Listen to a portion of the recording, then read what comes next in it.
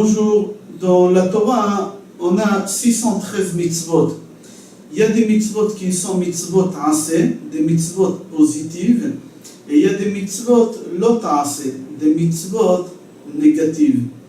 Parmi les mitzvot positives, il y a certaines mitzvot qui dépendent du temps, et il y a des mitzvot qui ne dépendent pas du temps, et on va développer ça Be'ezrat Hashem. Et parmi les mitzvot qui dépendent du temps, il y a la mitzvah d'écouter le shofar le jour de Rosh Hashanah.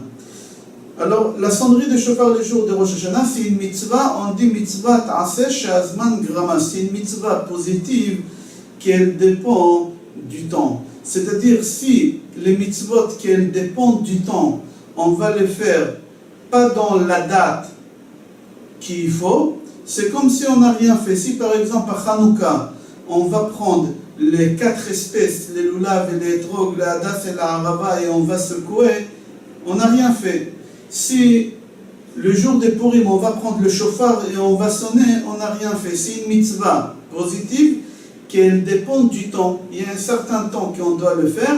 Au moment qu'on le fait dans le temps qui a été fixé dans la Torah, alors on a fait la mitzvah. Si on l'a fait pas dans le temps que la Torah elle a fixé, c'est comme si on n'a pas fait la mitzvah. Il y a des mitzvot, on a dit qu'ils dépendent du temps, comme shofar, lulav, souka, manger la matzah le premier jour de Pesach.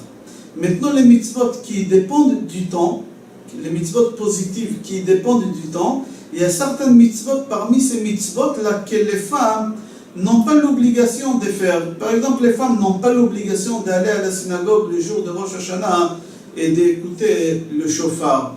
Les femmes n'ont pas l'obligation de secouer les 4 espèces. Les femmes, ils ont beaucoup de mitzvot, par exemple, tfilin, n'ont pas l'obligation. Là, on va essayer de parler, Be'ezrat Hashem, puisqu'on est en plein jour de mois de Elul, Yemei HaRachamim ve'Aselichot, et on va parler de la mitzvah de shofar. Pourquoi les femmes n'ont pas l'obligation de faire certaines mitzvot positives qui dépendent du temps? Parce que si on va donner l'obligation aux femmes et aux hommes la même mitzvah de faire, alors il va y avoir un problème dans le couple, parce que la femme elle se dit Oili mi yitzri ve oili mi yotzri. D'un côté, Akadosh Baruch Hu il m'a donné l'obligation de faire la mitzvah. D'un autre côté, j'ai les obligations à la maison. Alors si je ne vais pas faire mes obligations à la maison, j'aurai des problèmes de shlom bayit. Si je ne ferai pas la mitzvah qu'Akadosh Baruch Hu m'a ordonné, j'aurai des problèmes avec Akadosh Baruch Hu. Alors Akadosh Baruch Hu il a libéré les femmes de certaines mitzvot pour qu'ils n'auront pas ces problèmes de shlom bayit. C'est une des raisons.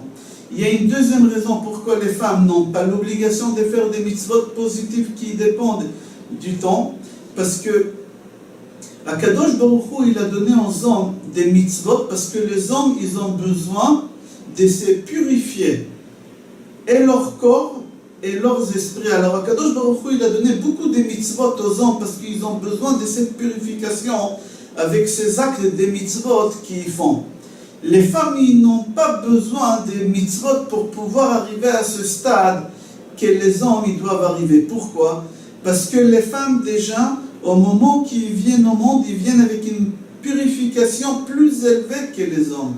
Les femmes, ils viennent au monde déjà avec une vie spirituelle beaucoup plus que les hommes. Alors les femmes, ils n'ont pas besoin de faire des mitzvot pour atteindre ce niveau-là déjà qu'ils ont eu déjà depuis leur naissance. Mais les hommes, ils sont obligés de faire des mitzvot pour arriver à atteindre ce niveau-là. Les femmes, déjà, à partir du moment qu'ils entendent le mot Rosh Hashanah, ils ont quelque chose dans le cœur qui leur fait vibrer. Les femmes, ils n'ont pas l'obligation d'écouter le shofar pour faire vibrer cette chose-là dans leur cœur.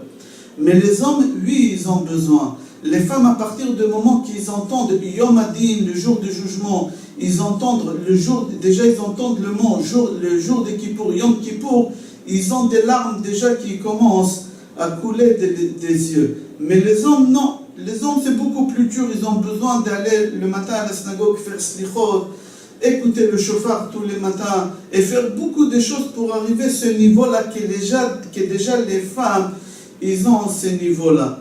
Pour comprendre, on va raconter une histoire avec le fils de Rav Yonatan Efshitz. Rav Yonatan Efshitz, c'est quelqu'un qui est très connu dans le monde religieux. Avec sa sagesse, depuis qu'il était petit, il était très intelligent, il était très très fort. Son fils, malheureusement, il s'est détourné de la religion et on l'a appelé le baron. C'était quelqu'un qui a réussi dans sa vie, il était très riche et il a réussi à avoir ce statut de baron. Il s'appelait Binyamin Wolf, mais on l'a appelé le baron. On raconte sur lui qu'au moment qu'il s'est détourné de la religion, il est parti un peu loin. Le premier soir de Rosh Hashanah, son père, Rabbi Yonatan Efshitz, il vient chez lui dans le rêve et il lui dit « Fais tchouva, retourne vers la religion, c'est une erreur, qu'est-ce que tu es en train de faire ?» Le matin, lui, il se lève et il dit « Chalomot shavi edaberu » c'est un rêve, et le rêve, ça ne veut rien dire. Le deuxième soir de Rosh Hashanah, son père, il vient encore dans le rêve, et il lui fait peur, et il lui crie, et le matin, lui, il se lève, il se retrouve par terre. Là, il a compris que le rêve, il n'est pas faux. Et là, il a décidé de faire tchouva, et tout de suite, il a fait cadeau à toute la communauté, il leur a acheté les 4 espèces, il a construit des soukotes à tout le monde, il avait les moyens financiers, il a construit des soukotes à tout le monde. Il a fait tchouva comme il faut.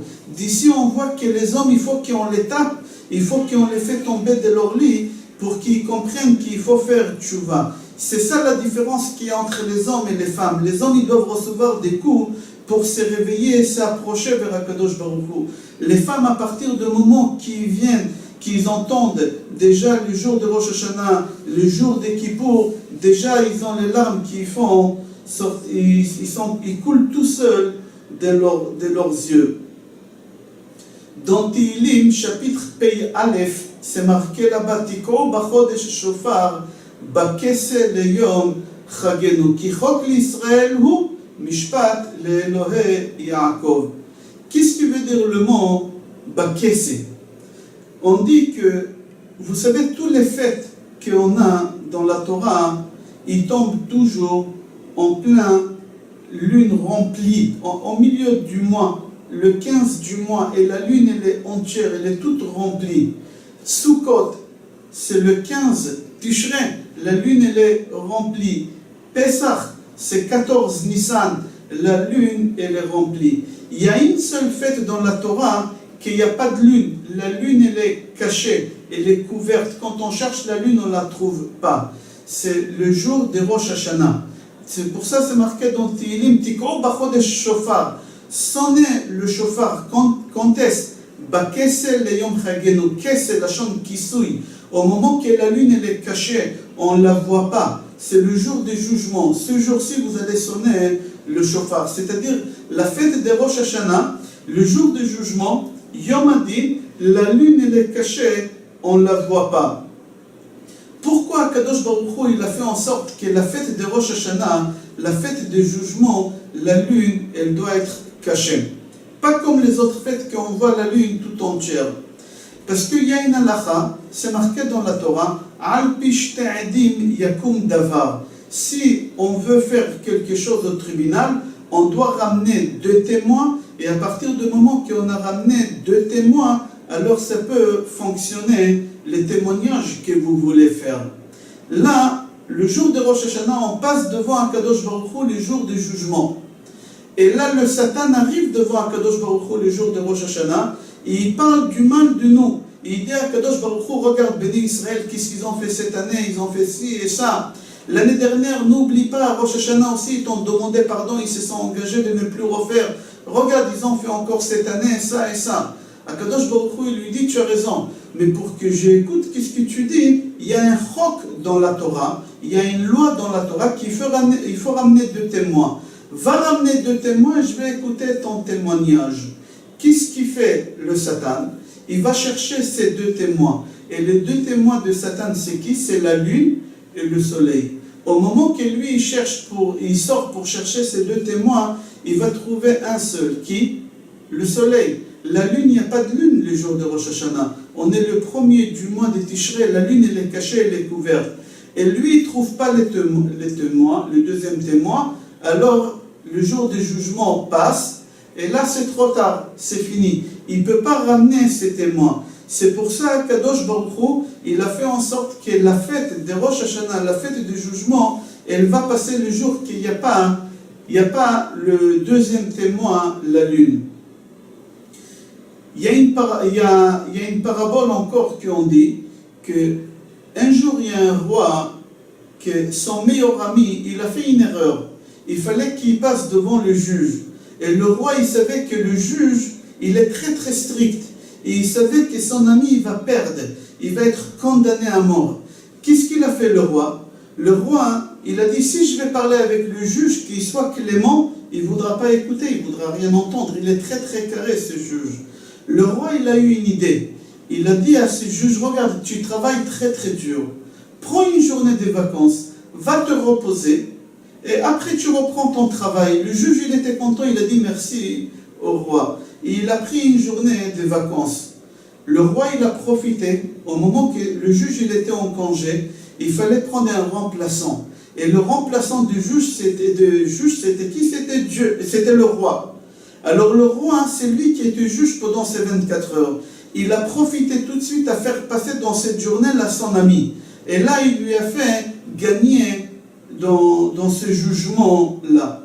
Akadosh Baruch Hu, il fait la même chose avec le Satan. Akadosh Baruch Hu, il dit au Satan, tu travailles très très dur. 365 jours dans l'année, tu travailles. Prends une journée de congé et va en vacances. Quelle journée de congé Akadosh Baruch Hu, il lui a donné? Rosh Hashanah. Et au moment de Rosh Hashanah, Akadosh Baruch Hu, il nous fait passer au tribunal céleste. Et là, Akadosh Baruch Hu, il nous fait gagner parce que le Satan, il n'est pas là. La valeur numérique de mot Ha-Satan, c'est 364. Il y a 365 jours dans l'année. Il manque un jour. Dans le mot Ha-Satan, il manque un jour. Akadosh Baruch Hu, il lui a donné des congés pendant ces jours. Quel jour? C'est le jour de Rosh Hashanah. Ha-Satan, il travaille pendant 365 jours. Il y a une journée dans l'année que lui, il ne travaille pas, c'est le jour de Rosh Hashanah. Pour cela, nous, on profite pendant le jour de Rosh Hashanah de passer devant Akadosh Baruch Hu, et comme ça, Akadosh Baruch Hu, il nous fait gagner pendant le jour de Rosh Hashanah au tribunal. Encore un exemple. Un enfant, il arrive à la maison, après une journée d'école, avec des mauvaises notes. Les parents disent au petit garçon, on a eu un coup de téléphone de ton surveillant général, on a eu un coup de téléphone de ton directeur, on sait ce que tu as fait, tu vas être puni maintenant, tu n'as plus le droit de faire ci, de faire ça, tu rentres tout de suite dans ta chambre et tu verras qu'est-ce qu'on va te faire. Et lui, qu'est-ce qu'il fait? Il rentre dans sa chambre et avec sa colère à cause de toutes les punitions qu'il a eues, il claque la porte de sa chambre. Et en claquant la porte de sa chambre, son doigt s'est coincé à la porte et elle s'est coupée. Et il a crié très fort. Les parents, ils ont couru vite dans la chambre, ils ont vu leur fils dans tel état. Tout de suite, ils ont appelé le SAMU, ils l'ont ramené à l'hôpital. Et là, ils l'ont opéré en urgence. Et là, les parents, ils n'ont pas arrêté de le caresser, de l'embrasser, de lui acheter des cadeaux quand il était à l'hôpital. Alors, on se pose des questions. Il y a une heure, vous l'avez puni, vous l'avez crié, vous l'avez privé de plein de choses. Et 1 heure, 2 heures après l'opération, vous êtes en train de le couvrir de cadeaux, des câlins, des bisous. On n'arrive pas à comprendre qu'est-ce qui se passe. Alors on dit que le cri de ce garçon, il a fait réveiller quelque chose des parents, les pitiés qu'ils ont eu, et qu'ils ont eu de la pitié sur lui, et c'est pour ça, ils ont eu de la peine, c'est pour ça ils l'ont couvert des cadeaux et des bonnes choses. Exactement la même chose avec Akadosh Baruch Hu. On arrive le jour de Rosh Hashanah au tribunal céleste, avec un sac rempli de mauvaises choses qu'on a fait. Akadosh Baruch Hu, il est en colère sur nous, il veut nous punir. Mais nous, tout de suite, qu'est-ce qu'on fait? On prend le chauffard et on crie dans le chauffard. Et là, Akadosh Baruch Hu a ouvert Mikisedin, Al-Kiser Rachamim. Akadosh Baruch Hu, il entend le son du chauffard, Elokim Bekol Shofar. Pardon. Ala Elohim Betroa. Elohim c'est Midat Adin. Adonai c'est Midat Arachamim Bekol Shofar. Akadosh Baruch Hu, il est assis sur le trône de la rigueur. Mais Bekol Shofar, déjà on dit Hachem. Hachem, c'est Midat HaRachamim. Au moment qu'Akadosh Baruch Hu, il entend qu'on pousse un cri tellement fort qu'Akadosh Baruch Hu, il a de la pitié pour nous. Et là, Akadosh Baruch Hu, il pardonne sur tous les péchés qu'on a fait et il nous donne des cadeaux pour l'année à venir. C'est exactement le parabole qu'on a raconté avec le fils et ses parents à lui. Akadosh Baruch Hu, tout de suite, il change de place. Il était assis sur le trône de la rigueur et maintenant il est assis sur le trône des miséricordes. C'est-à-dire, nous on connaît le secret exact, comment changer Akadosh Baruch Hu d'une seconde à l'autre. Il y a une seconde, il était assis sur la chaise des rigueurs et là maintenant il est assis sur la chaise des miséricordes. Il n'y a que les juifs qui savent faire cette chose. Les goïms, certes, ils savent sonner le chauffard, mais ils ne savent pas comment faire en sorte de changer Akadosh Baruch Hu de 180 degrés d'un moment à l'autre. Il faut savoir que le secret des sonneries de chauffard, il n'y a que les bénis Israël qui savent le faire. Il faut savoir aussi que la sonnerie de chauffard, ça représente la vie de la personne. Au début, on fait la sonnerie des chauffards, tki'a. C'est quoi tki'a? C'est une sonnerie lente et longue. C'est exactement la naissance de l'homme. L'homme, il vient au monde propre, sans aucun salissure dans sa neshama. Après, quand il grandit, cet enfant-là, il y a shvarim, tout. Il y a des petites cassures, des petites épreuves, des petites ratés, on a fait des petits trucs. Après, plus on grandit, il y a 3. C'est quoi 3? C'est tout. C'est beaucoup de cassures, beaucoup de salissures, beaucoup des erreurs qu'on a fait. Et après, on finit la sonnerie avec Tkia, encore la sonnerie lente et longue. C'est au moment que l'homme il quitte ce monde-là, il a fait tchouva dans sa vie, et il quitte le monde propre, comme il est venu au monde. Pour comprendre ça, on va raconter une parabole qu'un jour, il y a un bonhomme qui habitait un villageois. Il habitait dans un petit village que là-bas, ils étaient en retard par rapport aux habitants de la ville. Et il a quitté son village, il est parti dans la grande ville, et il a tourné là-bas pendant quelques jours. Et lui, il a essayé de trouver une idée quoi ramener dans son village pour que tous les gens du village ils veulent être impressionnés et ils puissent profiter de cette chose-là. Il a tourné pendant quelques jours jusqu'à qu'un jour il marche dans la rue et il voit des gens en train de sonner avec des trompettes, Et il va chez eux, il leur dit, qu'est-ce que vous êtes en train de faire? Et ils lui ont dit, arrête de nous déranger, nous on est des pompiers, on est en train d'éteindre le feu. Lui, il n'a pas compris, il était simple d'esprit. Il a cru que la trompette, elle fait éteindre le feu. En vrai, eux, ils ont voulu lui dire, nous on éteint le feu, c'est-à-dire nous on est des pompiers. On est en train de sonner la trompette pour dire aux gens qui viennent avec de l'eau pour éteindre le feu. Mais lui, il était simple d'esprit, il a cru que la trompette, elle fait éteindre le feu. Tout de suite, lui, il a dit, je vais aller au magasin, je vais acheter aussi une trompette comme ça, je vais la ramener dans mon village, et au moment qu'il va avoir le feu, je vais sonner dans la trompette, et la trompette, elle va éteindre le feu. Et il arrive dans son village avec ce cadeau, et il raconte aux gens. Et tout le monde, ils étaient impressionnés, ils ont dit, le jour qu'il va avoir de feu, le feu, tu vas sonner. Et le jour est arrivé, et il y a le feu qui a commencé à prendre, et lui, il s'est mis devant la maison en train de sonner la trompette, et il n'y a pas de l'eau qui sort de la trompette. Et la maison, elle a brûlé, l'autre maison, elle a brûlé, parce qu'avant, les maisons, ils étaient en bois. Et qu'il y a une maison qui a pris feu, avec le vent, ça prenait l'autre maison. Et jusqu'à qu'ils ont compris que la trompette ne fonctionne pas, ils ont commencé à ramener de l'eau, mais c'était un peu tard.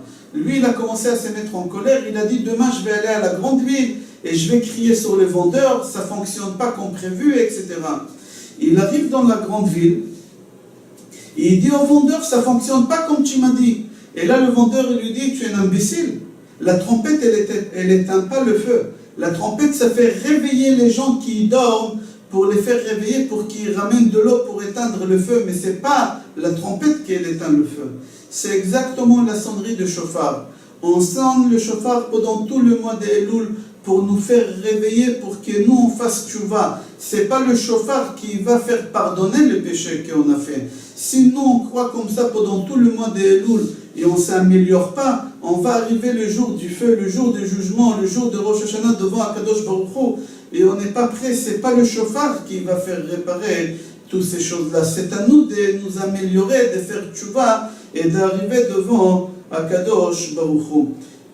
La vie, c'est comme une société. Au moment qu'on ouvre une société, une fois par an, on doit faire le bilan de la société pour voir la santé de cette société, est-ce qu'elle peut continuer à fonctionner, et s'il y a des petites erreurs qu'on a faites dans cette année qui s'est écoulée, comment on peut améliorer, comment on peut essayer de faire en sorte qu'il n'y a pas de pertes pour l'année à venir.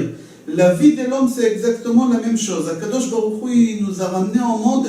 Hayom Ha'arat Olam. Aujourd'hui, Adam Arishon, il a été créé. C'est le jour de Rosh Hashanah, le jour de la naissance, de l'anniversaire, pardon, pas de la naissance, de l'anniversaire d'Adam Arishon, de l'homme, c'est à Rosh Hashanah. Le jour de Rosh Hashanah, on doit faire un bilan, on doit faire un ma'azan en hébreu, on dit. On doit faire un bilan pour voir qu'est-ce qu'on doit s'améliorer, comment on doit réparer, qu'est-ce qu'on doit faire en plus par rapport à l'année dernière pour qu'on puisse cette année continuer à fonctionner Be'ezrat Hashem et qu'Akadosh Baruch Hu il va décréter sur nous des choses. Encore une parabole pour comprendre ce système du mois d'Elul, comment ça fonctionne. Un jour, il y a un roi il s'est perdu dans la forêt. Pendant des jours et des jours, il a failli mourir de faim. Jusqu'à qu'un jour, il y a quelqu'un qui a traversé la forêt et il a trouvé le roi. Et le roi, il lui dit, dis-moi, tu sais comment on peut sortir d'ici? Il lui dit, oui, mais cette route-là, je la fais très souvent. Il lui a dit, tu sais qui je suis? Il dit, oui, je vous reconnais, vous êtes le roi. Il dit, est-ce que tu peux me ramener dans mon palais? Il lui a dit, bien sûr. Et lui, il prend le roi et le ramène jusqu'à son palais. Le roi, pour le récompenser, il lui donne un poste important dans le palais. Et ce bonhomme-là, il a avancé jusqu'à qu'un jour, il a décidé de faire un coup d'état et de prendre la place du roi. Et au moment que le roi, il entend ça, il lui dit, on va te pendre. Lui, il a dit au roi, je vous demande une seule service. Au moment que vous allez me pendre, j'aurais voulu être habillé les mêmes habits que je vous ai trouvés dans la forêt. Le roi, il lui dit, ça ne me dérange pas. Et lui, il est parti, il s'est habillé avec les mêmes habits qu'il avait. Et au moment qu'il est venu devant le roi pour qu'on le pende, le roi, il regarde et il dit, mais c'est lui qui m'a sauvé. Il lui dit, dis-moi, c'est toi qui tu m'as sauvé. Il lui dit, oui, c'est moi. Le roi, ça l'a réveillé, il a eu de la pitié pour lui et il l'a gracié. C'est exactement ce qu'on fait avec Akadosh Baruch Hu le jour de Rosh Hashanah. Le jour de Rosh Hashanah, on arrive devant Akadosh Baruch Hu. Akadosh Baruch Hu, il est en colère par rapport à la conduite qu'on a eue pendant cette année-là. Et Akadosh Baruch Hu, Chas v'Shalom, il veut nous écrire dans les livres qui ne sont pas bons. Et au moment qu'Akadosh Baruch Hu, il veut faire ça, on sonne dans le chauffard.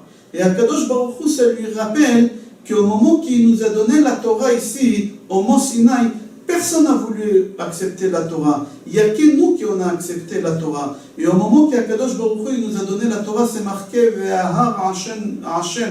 Dans la montagne, il y avait de la fumée, il y avait des tonnerres, des éclairs et la sonnerie de chauffard. Et là, Akadosh Baruch Hu, quand il entend la sonnerie de chauffard le jour de Rosh Hashanah, il se rappelle que personne n'a voulu la Torah. Il n'y a que nous qui on a voulu la Torah. Alors Akadosh Baruch Hu, il se rappelle de ça et il a de la pitié de nous. Et il est d'accord de nous donner le pardon et de nous inscrire dans le livre de la vie. Pour cela, il faut profiter pendant le mois d'Elul, Yemei HaRachamim ve'Aselichot. Depuis Rosh Chodesh Elul jusqu'à Rosh Hashanah, ça s'appelle Yemei HaRachamim ve'Aselichot. Le mois des miséricordes, d'accord, et de la pitié. C'est-à-dire, pendant ce mois-ci, le Harizal dit la rigueur n'existe pas. Et après, pendant le jour de Rosh Hashanah, à Kippour, ça s'appelle Yemei Hadin ve'Aselichot. Le jour de la rigueur et du pardon. Alors nous, on se trouve maintenant pendant les jours des miséricordes et des pardons. On doit profiter pour qu'on puisse arriver devant Akadosh Baruch Hu, prêt avec beaucoup de mitzvot, avec beaucoup de zchuyot. Je vous souhaite, Be'ezrat Hashem, Shana Tova, Khatima Tova et Kol Tov.